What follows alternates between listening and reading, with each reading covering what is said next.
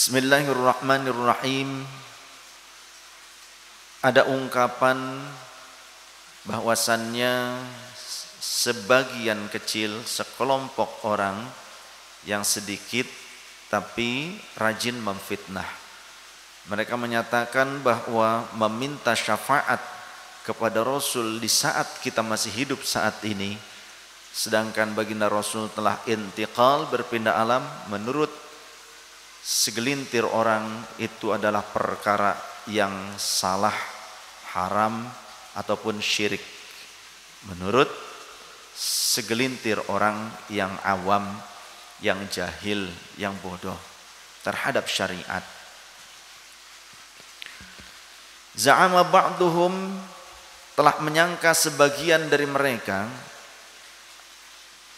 annahu la yajuzu, sesungguhnya menurut mereka tidaklah diperbolehkan apa antutla basyafa'atu minan nabiyyi sallallahu alaihi wasallam. Menurut mereka tidak boleh mencari syafaat, nyuprih, meminta, mengharapkan syafaat dari baginda Nabi sallallahu alaihi wasallam fid dunya, saat kita masih hidup di dunia sekarang. Menurut orang-orang yang bodoh terhadap syariat, tapi mengaku dirinya itu alim. Bal dhahabal ba'dul akhar minal muta'annitina ila anna dzalika syirkun wa dhalalun. Bahkan sebagian lagi di antara mereka, orang-orang yang serampangan berfatwa, mereka menyatakan sesungguhnya perbuatan itu adalah syirkun, perbuatan syirik, wa dhalalun, dan perbuatan yang menyesatkan. Menurut sekelompok kecil dari mereka menyatakan demikian. Mereka juga berdalil, wa yastadilluna ala dzalika biqaulihi ta'ala, mereka juga beristidlal, berdalil dengan firman Allah Ta'ala, qul lillahi syafa'atu jami'a, katakan olehmu wahai nabiku, sesungguhnya hanya milik Allah lah seluruh syafaat itu. Syafaat itu seluruhnya hanyalah milik Allah. Tidak ada selain Allah yang memiliki syafaat. Seolah-olah mereka menganggapnya demikian. Seolah-olah Nabi tidaklah memiliki syafaat. Seolah-olah para Rasul tidaklah memiliki syafaat. Seolah-olah para awliya Allah tidak diperkenankan memberikan syafaat oleh Allah. Hanya milik Allah saja syafaat itu. Dan tidak diberikan kepada hamba-hambanya yang terpilih. Menurut mereka, menggunakan ayat ini itu tepat berdalil untuk menolak adanya syafaat selain dari Allah. Karena ayatnya memang ada di dalam Al-Quran surah Az-Zumar ayat 44, tapi belum tentu mereka faham betul dengan tujuan dari ayat itu. Ayatnya memang masih ada di dalam Al-Quran. Seringkali orang-orang Wahabi dan orang-orang bodoh lainnya, mereka menggunakan dalil dari Al-Quran ataupun hadis yang memang ada secara redaksional di dalam Al-Quran dan hadis, tapi nyatanya mereka tidak faham betul substansi atau maqasidus syariah dari ayat dan dalil yang mereka kutip. Maka dijelaskan di sini, wa hadzal istidlalu batilun, dan cara pengambilan dalil dengan ayat ini untuk membuktikan bahwa tidak ada syafaat selain Allah Ta'ala, maka beristidlal seperti ini itu batilun, merupakan kebatilan.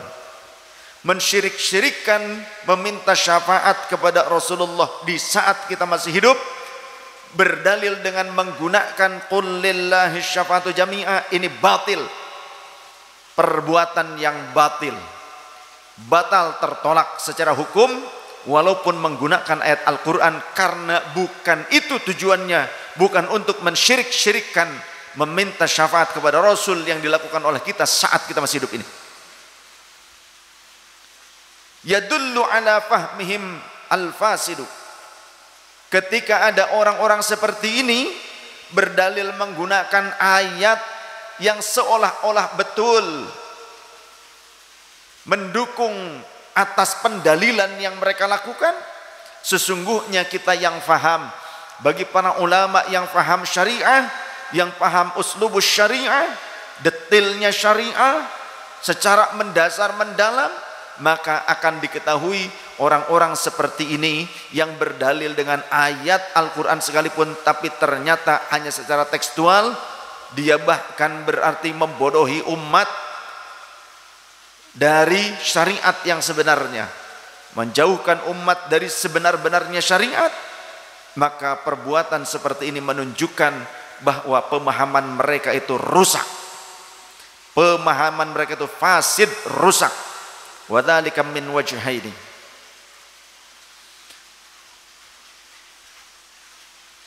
Karena apa?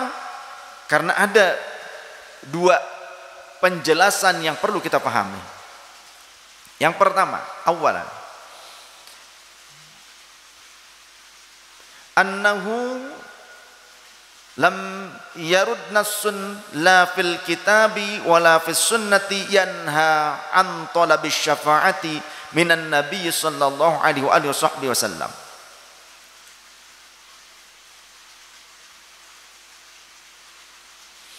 Tidak ada sebuah dalil di dalam Al-Quran ataupun sunnah baginda Nabi yang melarang dari mencari syafaat, dari meminta syafaat, mengharap syafaat dari baginda Nabi SAW di dunia ketika kita masih hidup di dunia. Tidak ada larangan satupun dari Al-Quran ataupun hadis Rasulullah SAW.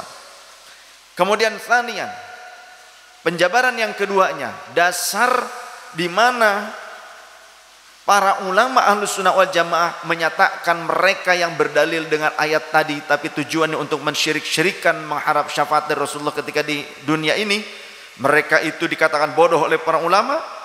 Dasar yang lainnya, anna hadhil ayata, sesungguhnya ayat ini yang tadi qul lillahi syafa'atu jami'a, Az-Zumar ayat 44, itu la tadullu ala dzalika, tidak menunjukkan pada pelarangan meminta syafaat kepada Nabi ketika kita di dunia masih hidup saat ini. Bal sya'nuha sya'nu ghairiha, bahkan sesungguhnya bal sya'nuha sya'nu ghairiha minal ayatil lati ja'at li bayani ikhtisasillahi subhanahu wa ta'ala bima huwa mulkun lahu duna ghairihi. Justru sesungguhnya ayat itu merupakan penjelas bagi ayat yang lainnya. Ayat itu menunjukkan sebuah substansi dari keterangan yang lainnya, dari ayat yang lainnya,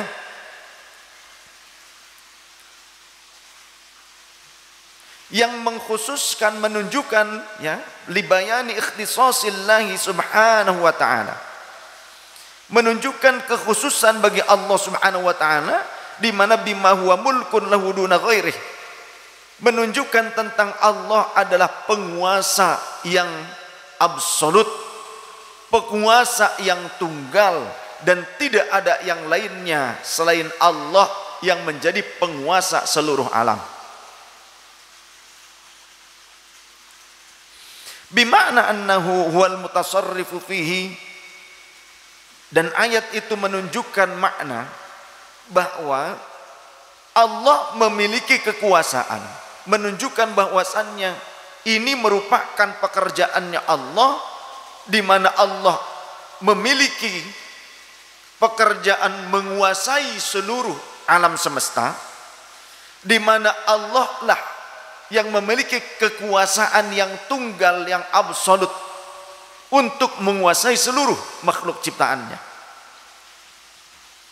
Wa hadza la yanfi annahu yu'tihi man yasha'u idza arada, dan hal ini tidak menafikan, tidak meniadakan sesungguhnya Allah pun berhak memberikan kekuasaan kepada siapapun hamba-hambanya yang dikehendaki oleh Allah subhanahu wa ta'ala. Allah memang pemilik kekuasaan yang absolut, yang tunggal, yang teragung, yang terbesar Akan tetapi bukanlah Allah tidak memberikan kekuasaan kepada hamba-hambanya. Buktinya ada hamba-hamba Allah yang dijadikan raja di negara mana, yang memiliki kerajaan di wilayah mana. Ada yang dijadikan presiden oleh Allah. Itu kan kekuasaan juga. Namun bukan berarti kekuasaan yang Allah miliki ini sama dengan kekuasaan yang Allah berikan kepada hambanya. Tidak berarti demikian. Atau kekuasaan yang Allah berikan kepada hambanya menyerupai kekuasaan yang Allah miliki secara absolut. Bukan begitu. Tentu ada perbedaan. Tapi bukan berarti kekuasaan milik Allah seluruhnya adalah milik Allah. Bukanlah berarti Allah tidak pernah memberikan kekuasaan kepada hamba-hambanya.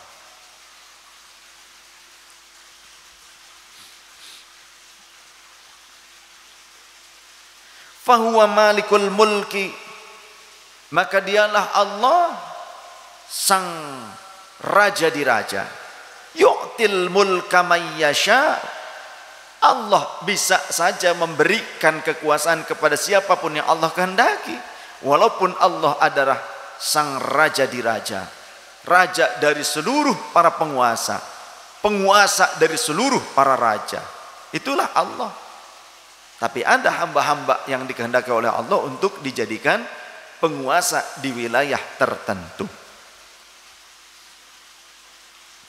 Wa yanzi'ul mulka mimman yasha, dan Allah juga mampu mencabut kekuasaan dari siapapun makhluknya yang Allah kehendaki, dijatuhkan, diambil kekuasaannya. Itu juga hak prerogatif Allah. Maka sifat al-mulknya Allah, sifat kekuasaan Allah meliputi seluruh para penguasa dari kalangan makhluk-makhluknya Allah, dan Allah mampu memberikan kekuasaan kepada mereka. Bahkan Allah juga bisa mencabut kekuasaan dari makhluknya Allah.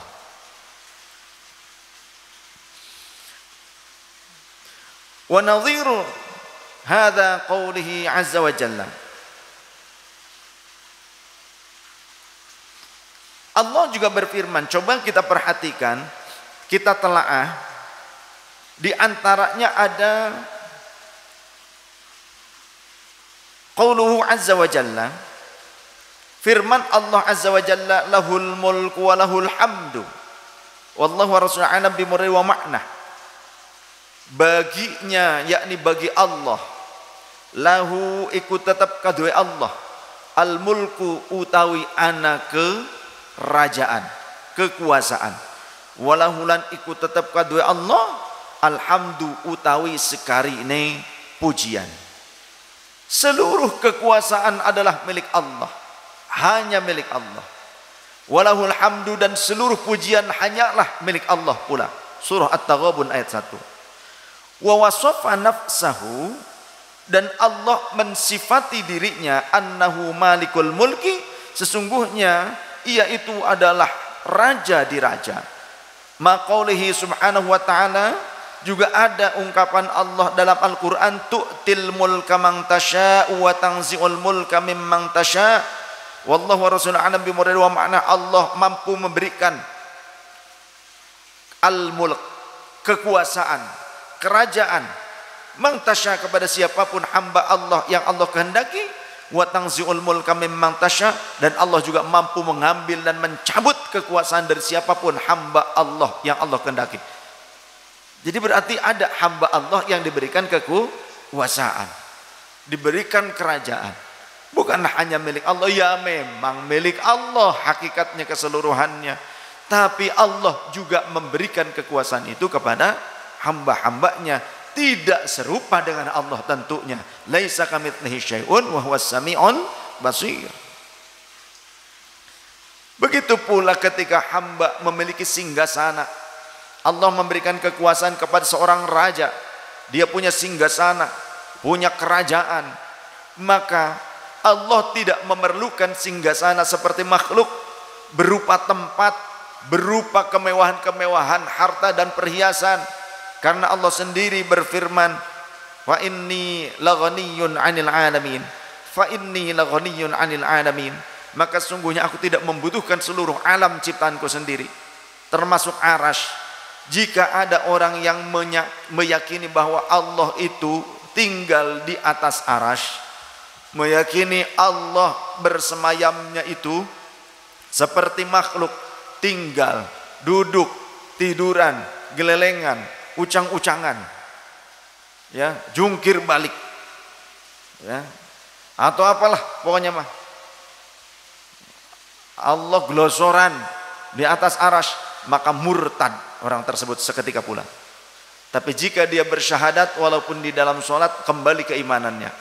Jika nanti dia menyatakan Allah ada di atas arasy, duduk di atas kursi, ya, watituhu ka'atitin nas, dan suara kursinya itu kretek kretek kretek kretek seperti suara kretek kreteknya manusia, maka pada saat itu pula orang itu menjadi murtad, kufur. Tapi nanti kalau syahadat lagi walaupun di dalam sholat, ya Islam lagi. Jadi keluar masuk keluar masuk keluar masuk kayak ingus jadinya.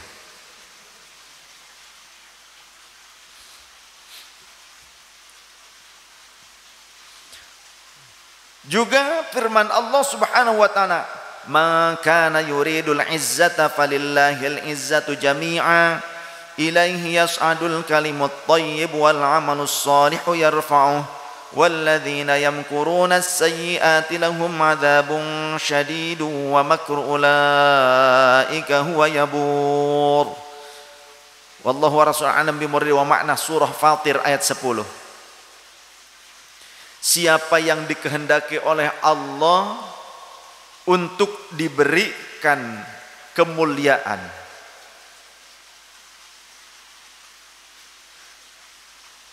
atau siapa yang mengharapkan kemuliaan, maka sesungguhnya kemuliaan itu milik Allah seluruhnya. Siapa yang mengharapkan kemuliaan, maka milik Allah lah seluruh kemuliaan itu, seluruh keagungan itu.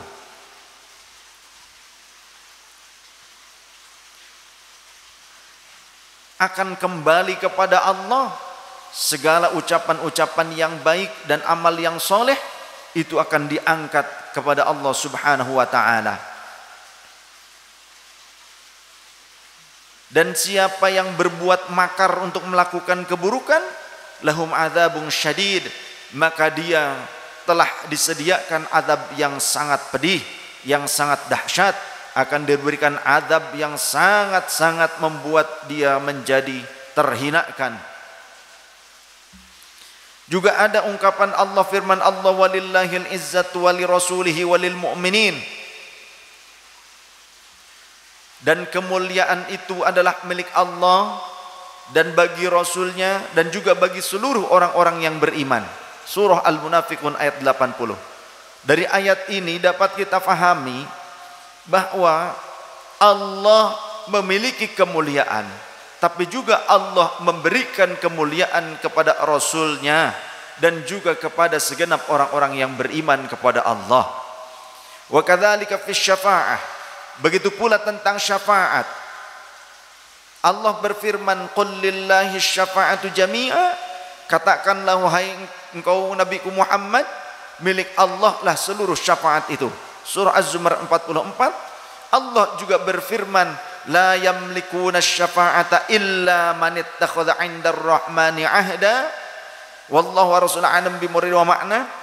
Tidak ada yang memperoleh syafaat siapapun kecuali bagi orang yang senantiasa telah mengambil janji kepada Allah Subhanahu wa taala, maksudnya perjanjian keimanan.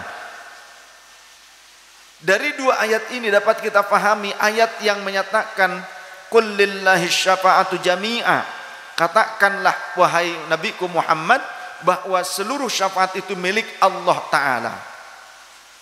Sedangkan ayat berikutnya, la yamlikuna syafa'ata illa man ittakhadha 'indar rahmani ahda, tidak ada yang memiliki syafaat, tidak ada yang mendapatkan syafaat siapapun, satupun, kecuali orang yang telah mengambil perjanjian keimanan dengan Allah Zat yang Mar-Rahman.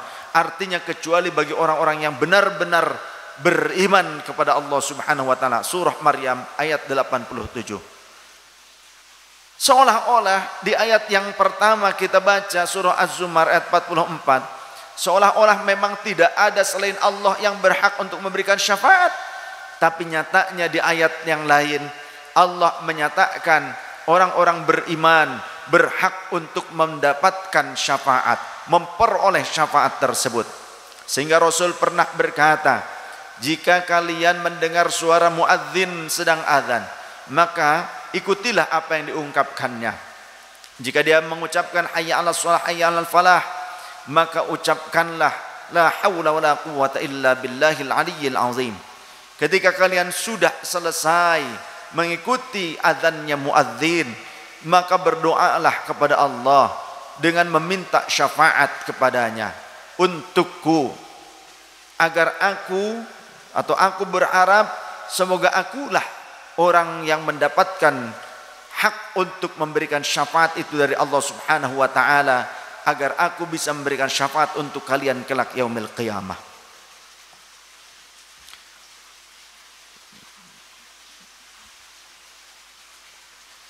Dan siapapun yang memintakan syafaat itu untukku, maka wajib bagi aku untuk memberikan syafaat kepada dia. Wajib baginya untuk mendapatkan syafaat dari aku. Begitu.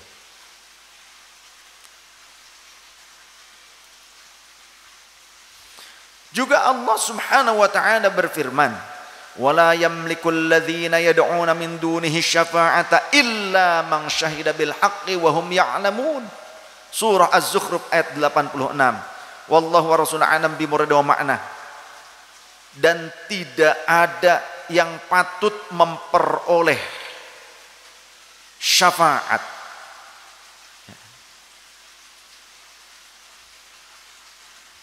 mohon maaf, dan orang-orang yang menyembah kepada selain Allah. Berarti supaya kita faham cara memaknainya, nah ini memang bahasa Quran itu bahasa prosa tingkat tinggi. Jadi kalau kita tidak menggunakan ilmu gramatika Arab, jadinya akan salah paham nantinya. Orang-orang yang menyembah pada selain Allah, maka mereka tidak ada satupun yang patut untuk memperoleh syafaat. Gitu, supaya kita pahamnya gampang. Orang-orang yang menyembah kepada selain Allah, maka tidak ada yang patut untuk memperoleh syafaat nanti di akhirat. Illa man syahida bil haqqi wa hum ya'lamun, kecuali bagi orang-orang yang mengakui ketauhidan atau beriman kepada Allah, wa hum ya'lamun, dan mereka adalah kaum yang yakin atas apa yang diimaninya, yakni Allah Subhanahu wa taala. Surah Az-Zukhruf ayat 86. Di ayat ini ada yang seolah-olah general, tapi kemudian ada pengkhususan di mana orang-orang yang menyembah kepada selain Allah memang mereka tidak akan mendapatkan atau tidak patut mendapatkan syafaat, kecuali bagi mereka yang di kemudian waktu mengakui ketauhidan dan mereka yakin dengan apa yang diyakini dalam tauhidnya tersebut, yakni Allah Subhanahu wa taala, atas ketunggalan Allah Subhanahu wa taala.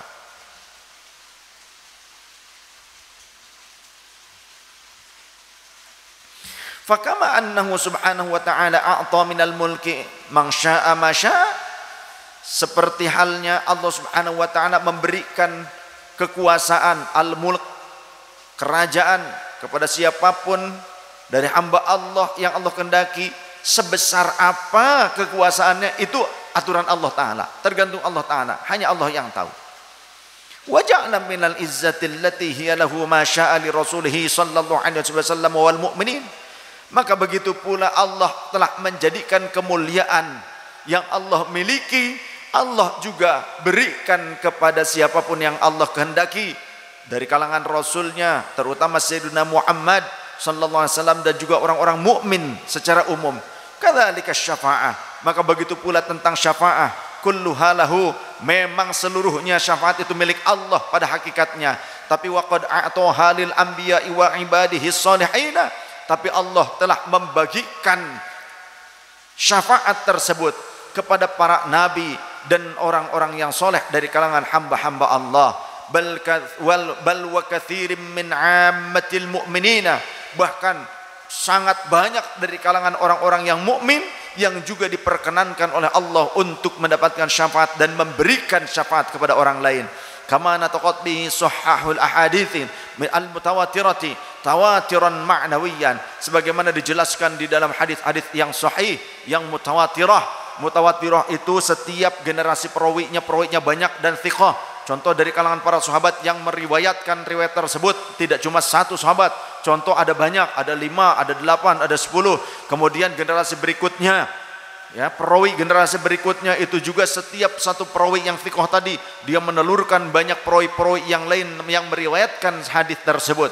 Maka jika terus banyak perawinya di setiap generasi dan thiqah, orang-orang yang jujur, orang-orang yang kuat, riwayatnya kuat, sahih, maka hadisnya menjadi mutawatirah. Mutawatirah sudah pasti sahih, tapi kalau sahih belum tentu mutawatirah.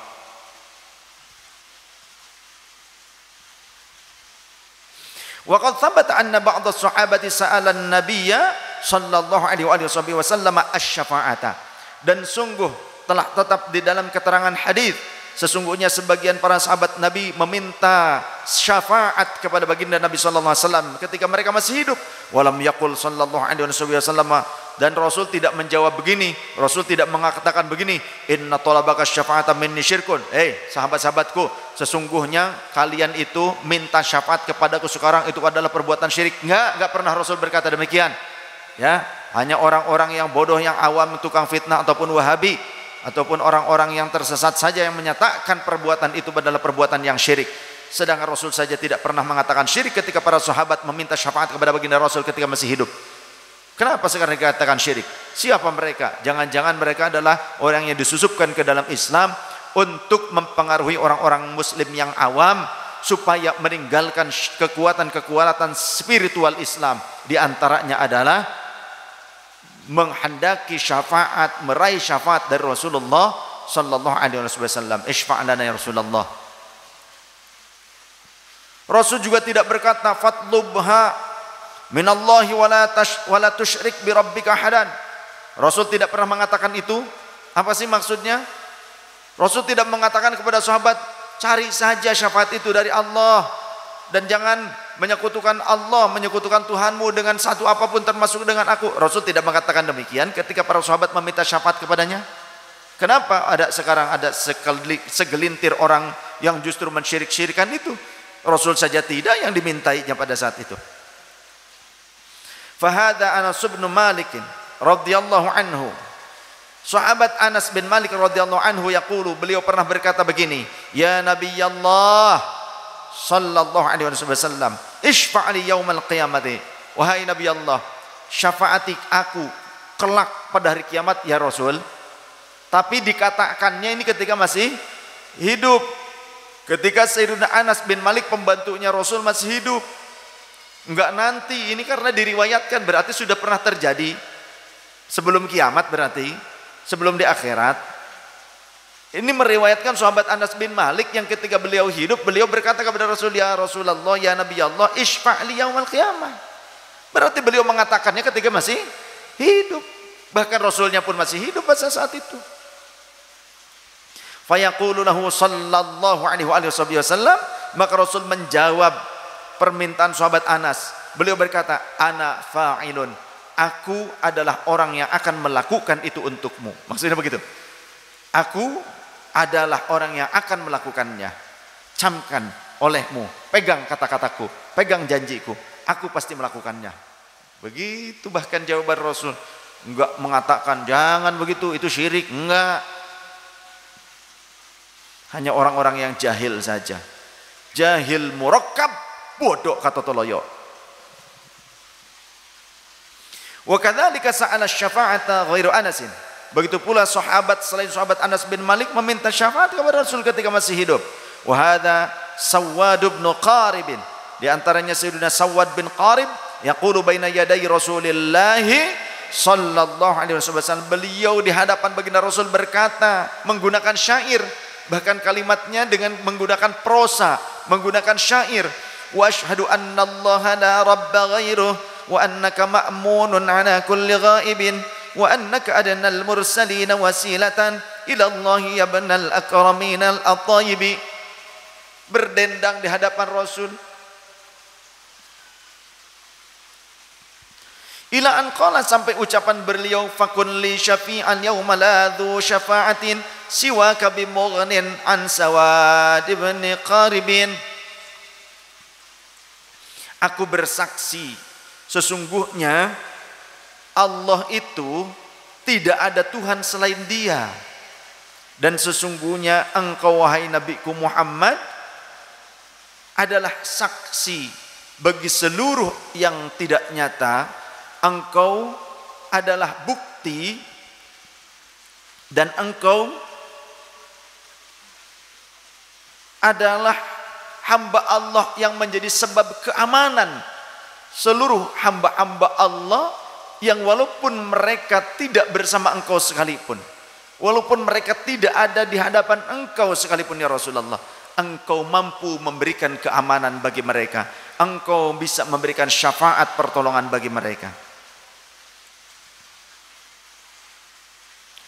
Wa annaka adnal mursalin wasilatan ila Allah ya ibnal akramin al atayibi.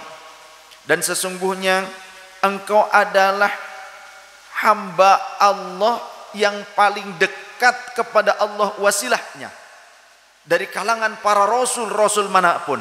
Engkau adalah orang yang wasilahnya lebih dekat kepada Allah, lebih diperhatikan oleh Allah dibandingkan para rasul yang lainnya. Wahai putra dari orang-orang yang mulia, yang begitu indah, wahai putra dari orang-orang yang memiliki kemuliaan. Tuh. Sampai ucapan beliau, fakun li syafi'an yawma la dhu syafa'atin siwaka bimughnin an sawad ibn qaribin. Maka jadilah engkau pemberi syafaat pada hari kiamat, wahai sang pemilik syafaat, bahwa tidak ada syafaat, bahwa tidak ada yang lain yang bisa memberikan syafaat selain engkau wahai Nabiku Muhammad pada hari kiamat kelak. Pada hari tidak ada syafaat selain syafaatnya Allah, selain syafaatnya engkau pula pada hari kiamat tersebut. Bagi siapa? Bagi aku yang tergila-gila, aku yang berharap syafaat dari engkau, yakni Sawad bin Qarib ini ya Rasulullah. Wa aqarrahu Rasulullah sallallahu alaihi wasallam wa lam yunkir alaihi talabus syafaati minhu.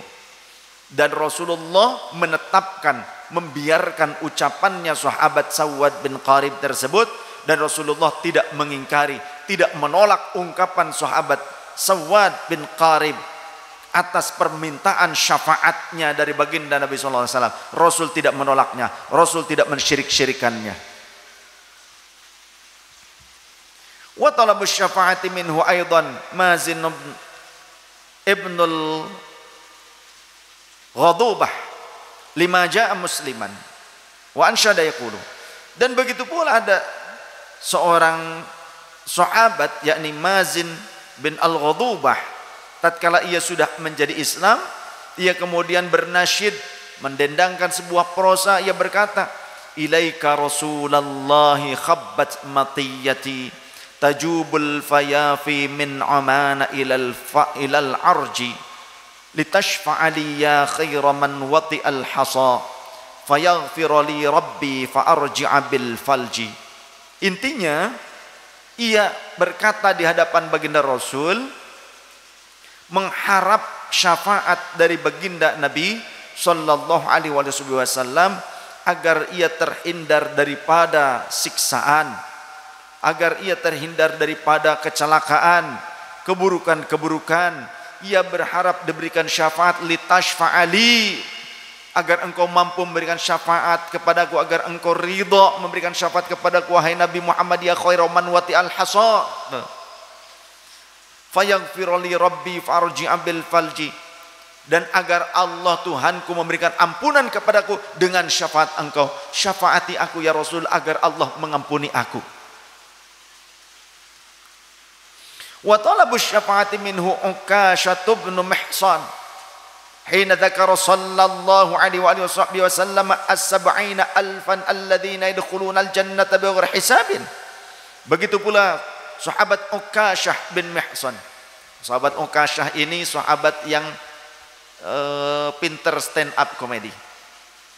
Sahabat yang apa ya kalau bahasa kitanya? Humoris, ngocol. Humoris, ternyata ada sahabat yang humoris. Jadi kalau sahabat-sahabat saya di sini juga kadang ada yang suka ngocol, humoris ya. Kadang menabrakkan badannya ke mobil di tengah jalan, itu humoris sebenarnya. Bagus gitu. Ya ini ya.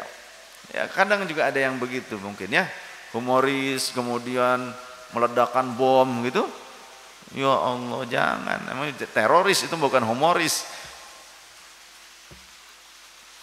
Sahabat Ukashah bin Mihsan ini humoris. Suatu ketika lagi ngobrol ngumpul dengan Rasulullah, dia tuh cerita, ngebojek lah istilahnya. Omongannya, pembicaraannya, ceritanya ini sampai membuat orang-orang terpingkal-pingkal. Ya. Beliau tuh bicara di hadapan Rasul, di hadapan sahabat yang lain, lagi ngumpul, lagi berteduh, lagi santai-santai gitu ya. Sampai orang-orang tuh ngakak, orang-orang terpingkal-pingkal, sampai Rasulullah pun tertawa pada saat itu. Rasul tertawa sampai akhirnya Rasul menutup mulutnya saking menahan tawanya. Akhirnya Rasulullah memukul ringan pada bagian antara dada dengan perutnya, ya, bagian perut atasnya. Sama Rasul tuh dikeplak begitu, ya, dikeplak, plak gitu.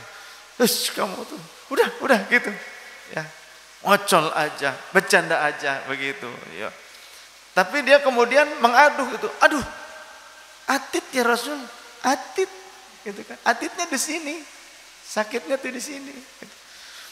Maka kemudian, aduh sakit ya Rasul, begitu pura-pura. Ya kalau begitu silahkan, balas aku silahkan, begitu kata Rasul. Maka kata sahabat Ukashah, enak di Anda ya Rasul, saya gak pakai baju nih, langsung kena kulit, kena daging. Tapi kalau Anda pakai gamis, ya itu nggak adil ya Rasul. Kisosnya nggak adil. Begitu. Kalau begitu ya sudah, aku buka. Rasul membuka gamis bagian atasnya, tapi tidak membuka aurat, dikebawahkan gitu. Jadi bagian ininya kan belah nih, ya, agak lebar. Jadi bisa diturunkan segini. Silahkan, balas aku kata Rasulullah. Aku ridho, aku tidak akan membalasmu. Ayo, silahkan balas. Ketika dipersilahkan untuk memukul balik kepada baginda Rasul, apa yang dilakukan sahabat Ukashah? Sahabat Ukashah kemudian langsung menubruk baginda Rasul, merangkul baginda Rasul dan menciumi perut dan dadanya Rasulullah sallallahu alaihi wasallam.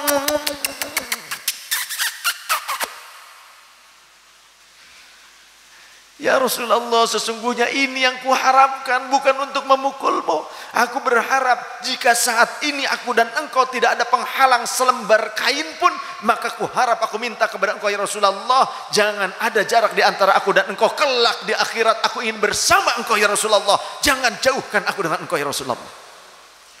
Maka Rasul pada saat itu menjawab, engkau akan bersamaku wahai Ukashah. Rasul memeluk, saling berpelukan pada saat itu. Tingki wingki, dipsi lala poh. Masya Allah, berpelukan. Gitu ternyata. Ada saja, tapi karena cinta. Bukan mau nipu gurunya, bukan. Ya.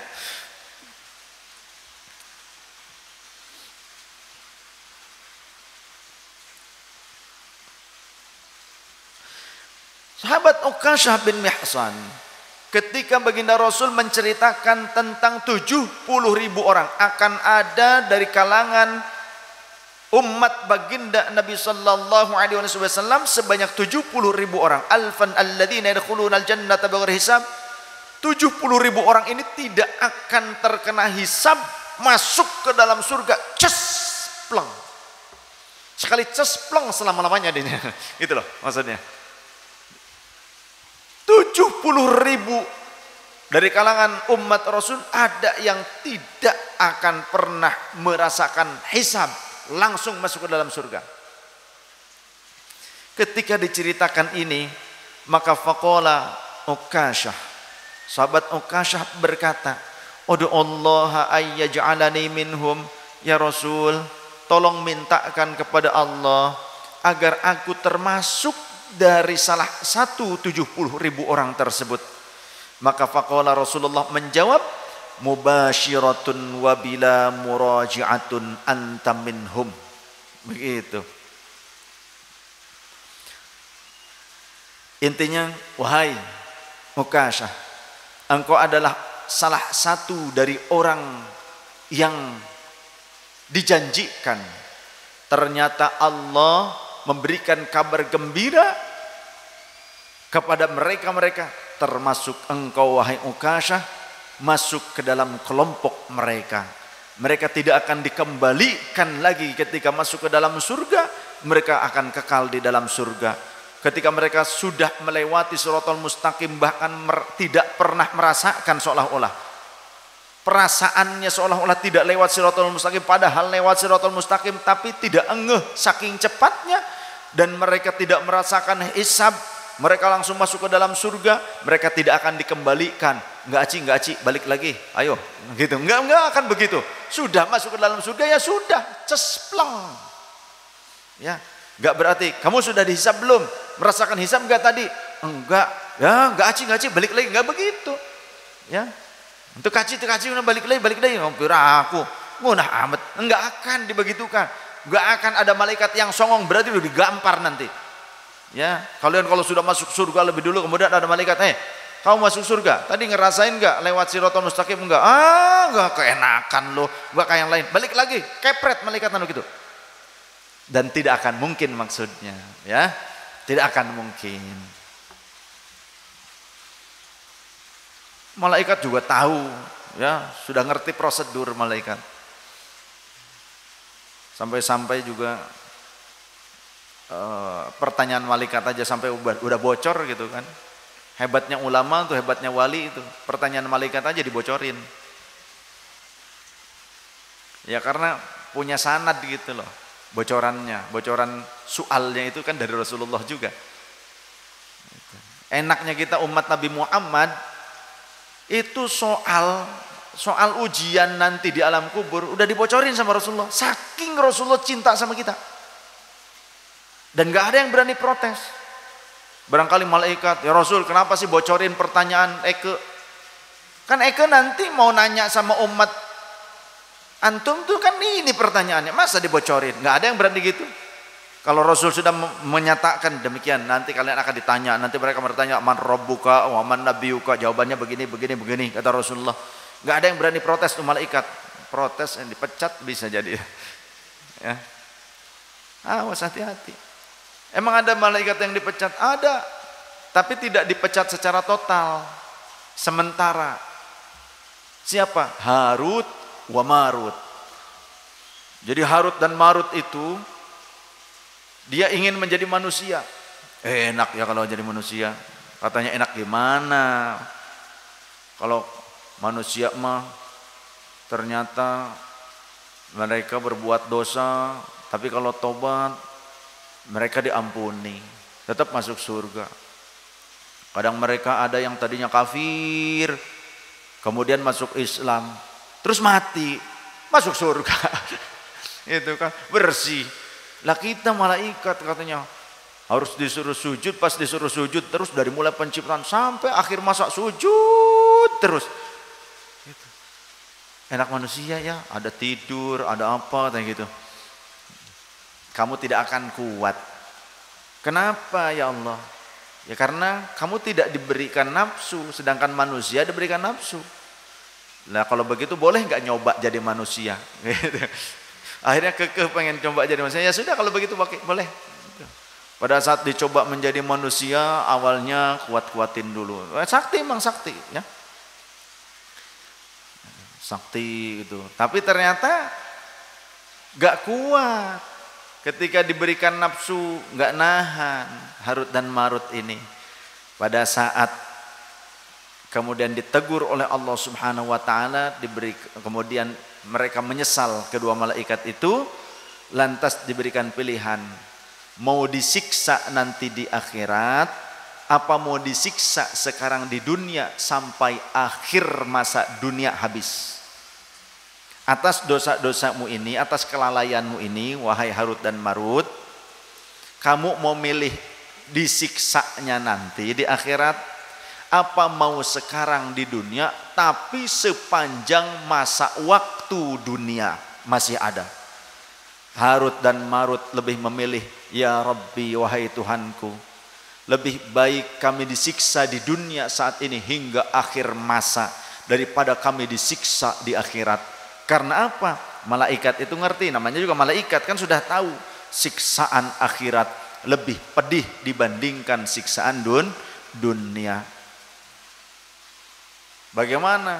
Digantung antara langit dan bumi. Jenengan mau milih siksaannya kapan? Sekarang. Digantung di pohon cabai. Ya, biar nanti malaikat tuh kan kalau ini ada cabai kamu pepelin gitu ke mata gitu kan.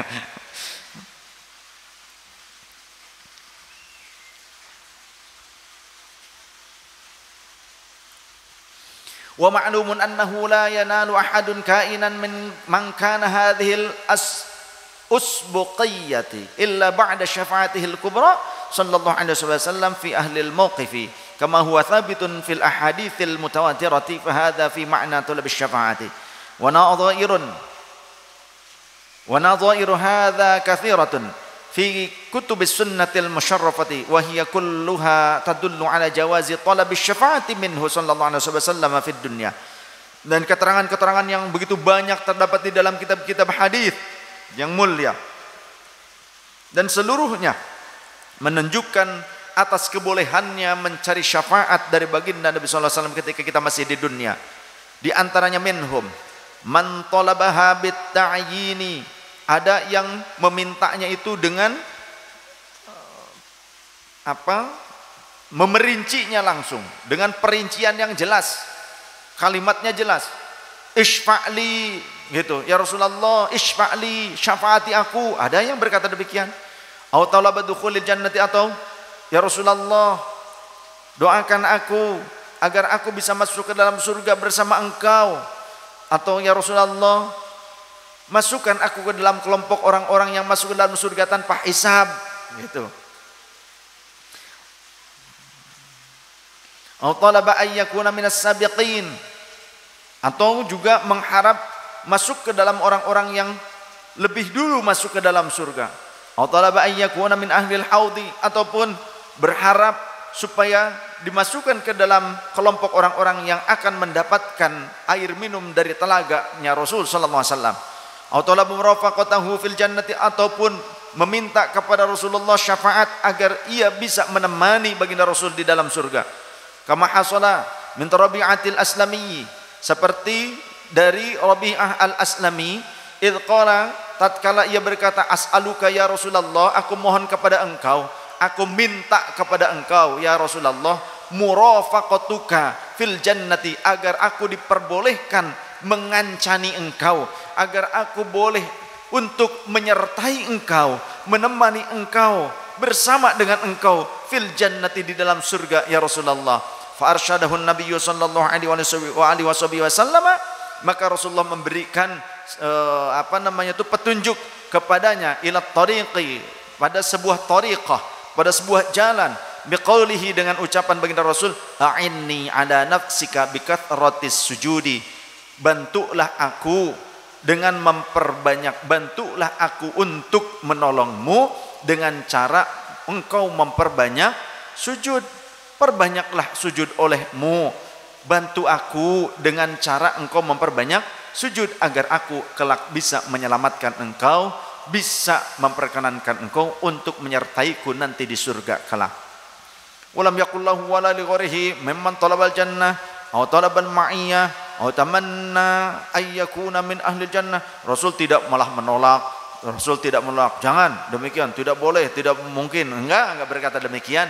Tapi justru Rasul SAW hanya memberikan thariqah, mengajarkan cara jalan untuk bisa mencapai kebersamaan bersama Rasul, ma'iyah bersama Rasul kelak di surga. Dengan cara apa? Kita perbanyak sujud, perbanyak sholat, perbanyak ibadah. Ya, karena yang paling mengesankan kelak di surga itu bayangan dan ingatan kita atas sujudnya kita ketika di dunia. Maka perbanyaklah ibadah kepada Allah Subhanahu wa taala. Masih banyak yang bisa saya sampaikan tapi tidak memungkinkan waktunya. Sesungguhnya kita berharap kepada baginda Rasul memberikan syafaat untuk kita, berharap syafaat kepada Rasulullah agar ia memperkenankan kita untuk bisa bersama Rasul kelak di surga. Itu perkara yang jawaz, yang boleh. Ya Rasulullah, isfa' lana ya Rasulullah, Allahumma fashaffi'hu fina, Allahumma fashaffi'hu fina, Allahumma fashaffi'hu fina. Ya Allah, berikanlah syafaatul uzma kepada Rasulullah SAW untuk memberikan syafaat kepada kami. Ya Rasulullah, i'dzan lana ya Rasulullah, izinkan kami Rasulullah agar kami bisa menyertai engkau, bersama-sama dengan engkau, bertetangga dengan engkau, berkumpul bersama engkau di surga kelak. Ya Rasulullah, ya Rasulullah, doakan kami ya Rasulullah, berikan kesempatan kepada kami, berikan syafaat kepada kami agar kami masuk ke dalam kelompok umatmu yang masuk ke dalam surga-Nya Allah tanpa hisab sedikit pun. Ya Rasulullah, syafaati kami, seluruhnya jamaah ahbab Rasul dimanapun berada, anak-anak keturunan kami, zuriyah kami, pasangan hidup kami, orang tua kami, leluhur kami, masukkan ke dalam kelompok orang-orang yang akan masuk ke dalam surga tanpa hisab, yang akan mendapatkan syafaat engkau ya Rasulullah. Allahumma fashaffi'hu fina, Allahumma fashaffi'hu fina, Allahumma fashaffi'hu fina. Walhamdulillahi rabbil alamin. Subhanakallahumma wa bihamdika asyhadu an la ilaha illa anta, nastaghfiruka wa natubu ilaik. Wallahul muwaffiq ila aqwamit thariq, wallahu a'lam bis-shawab. Wal 'afwu minkum, wassalamu alaikum warahmatullahi wabarakatuh.